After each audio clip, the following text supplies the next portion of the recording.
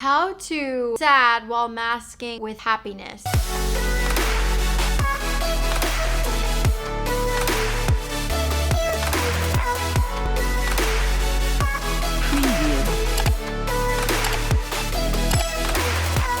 When we're sad in life, we have to actually put a smile on our face to mask the sadness, so it's not just sad.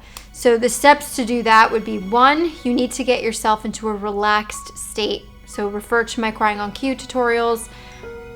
And then once you get into a really sad, emotive state, then you're gonna mask it with a smile. And you're not gonna wanna smile because you're feeling all the sadness, so naturally you're gonna have this